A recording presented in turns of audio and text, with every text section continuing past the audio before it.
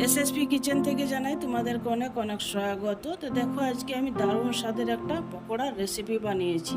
তো এই পকোড়ার রেসিপিটা কিভাবে বানিয়েছি আর কি কি দিয়েছি, পুরো ভিডিওটা দেখো, আশা করছি ভালো লাগবে। আর ভালো লাগলে অবশ্যই একটা লাইক শেয়ার করো এবং পাশে থাকার অনুরোধ রইল। আর এই পকোড়াটা দেখতে যত সুন্দর লাগছে, খেতে কিন্তু অসাধারণ টেস্ট হয়েছে। তো তোমরা অবশ্যই একবার হলো ট্রাই করে দেখতে পারো। এই পকোড়াটা খুব সিম্পল এবং খুব সহজভাবে বানিয়ে দেখিয়ে দেবো। তো স্কিপ না করে পুরো ভিডিওটা দেখার অনুরোধ রইল। তো চলো দেখিয়ে দিই কী কী নিয়েছি। প্রথমে একটা ছোট জামবাটি নিয়েছি। জামবাটির মধ্যে দিয়ে দেবো আমি কিছুটা মাছের ডিম। এটা 1 বাটির মতো মাছের ডিম আছে। 1.5 থেকে 200 গ্রামের মতো মাছের ডিমটা হবে। আর নিয়েছি একটা বড় সাইজের পেঁয়াজ, আর নিয়েছি 3 থেকে 4টা কাঁচা লঙ্কা কুচানো, আর নিয়েছি 3টা সিদ্ধ আলুটা এখন আমি গ্রেট করে নেব। তোমরা চাইলে হাত দিয়েও ম্যাশ করে নিতে পারো, কিন্তু হাত দিয়ে ম্যাশ করলে কিন্তু কিছুটা গোটা গোটা থেকে যায়, সেক্ষেত্রে আমি গ্রেটারটা দিয়ে গ্রেট করে নেব।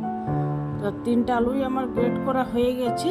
এবার দিয়ে দেবো যতটা আমার ছিল মাছের ডিম, অতটাই আমি বেসন নিয়েছি, মানে ওই বাটির মাপে আমি 1 বাটির মতো বেসন নিয়েছি। দিয়ে দিলাম স্বাদ মতো লবণ, আর দিয়ে দিলাম একটুখানি হলুদ। এবার একটু জল দিয়ে ভালো করে ব্যাটারটাকে রেডি করে নিতে হবে। খুব শক্তও না এবং খুব নরমও না, থলথলেভাবে একটা ব্যাটার রেডি করতে হবে, যাতে পিঠেটা খুব সুন্দরভাবে বানানো যায়। তো আমার ব্যাটারটা রেডি হয়ে গেছে। দেখো ব্যাটারটা কীরকম হয়েছে। এরকম হলে কিন্তু ভালোভাবে, তোমরা যদি চাও ডুবো তেলে ভাজবো, ডুবো তেলেও ভাজতে পারো। আমি কিন্তু এটা তাওয়া দিয়ে ভাজবো। তো অর্ধেকটা আমি ব্যাটার তুলে এবার আমি তাওয়ার মধ্যে দিয়ে দেবো। আর এই পকোড়াটা সরষের তেলে বানাবে। সরষের তেলে বানালে কিন্তু দারুণ টেস্ট হয়, যেহেতু মাছের ডিম, সেক্ষেত্রে আমি বলছি যে পকোড়াটা সরষের তেল দিয়ে বানালে খেতে কিন্তু দারুণ টেস্ট হয়। আর ডুবো তেলে তোমরা চাইলে ভেজে নিতে পারো, কারণ এই গরমে ডুবো তেলে পকোড়া খেতে পছন্দ করে না অনেকেই, তাই আমি এই তাওয়ার মধ্যে একটুখানি তেল দিয়ে ভেজে নিলাম। তো দেখো একটুখানি তেল দিয়েছি, তবু দেখো সাইডে কতটা তেল ছেড়েছে। আর একদিকটা আমার ভাজা হয়ে গেছে, খুব সুন্দর লাল লাল করে আমি ভেজে নিয়েছি। এবার ওই পিঠটাকেও লাল লাল করে ভেজে নেব, মানে দু পিঠটাই সমানভাবে ভেজে নিতে হবে। আর এই পকোড়াটা বানানো খুবই সিম্পল এবং খুব সহজভাবে বানিয়ে দেখিয়ে দিলাম।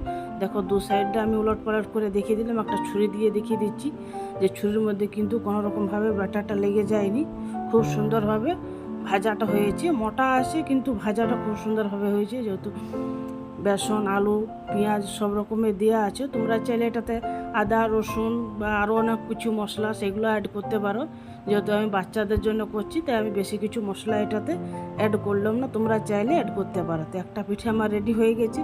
আর একটা যেটুকু ছিল ব্যাটার, সেটা আমি দিয়ে দেবো এবার তাওয়ার মধ্যে। একটুখানি সরষের তেল দিয়ে দিয়েছি। এবার বাকি ব্যাটারটা দিয়ে সেমভাবেই পিঠেটা ভেজে নেব।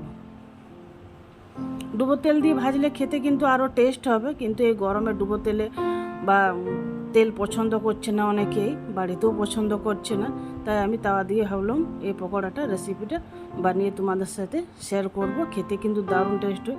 তোমরা চাইলে এই পকোড়াটা মাছের ঝোল যেরকম বানায় সেরকমভাবে রান্না করেও খেতে পারো, কিন্তু মাছের ঝোল আর আমি করলাম না। এই পকোড়াটা এমনিতে খেতে কিন্তু দারুণ টেস্ট হয়। তো পকোড়াটা দেখো আমি কেকের মতো পিস পিস করে কেটে রেডি করে নিলাম। আর দেখো কতটা সুন্দর লাগছে দেখতে, আর দারুণ নরম তুলতুলে হয়েছে, খেতে কিন্তু অসাধারণ টেস্ট হয়। তো তোমরা অবশ্যই একবার হলেও ট্রাই করে দেখতে পারো, কতটা সুন্দর লাগছে দেখতে।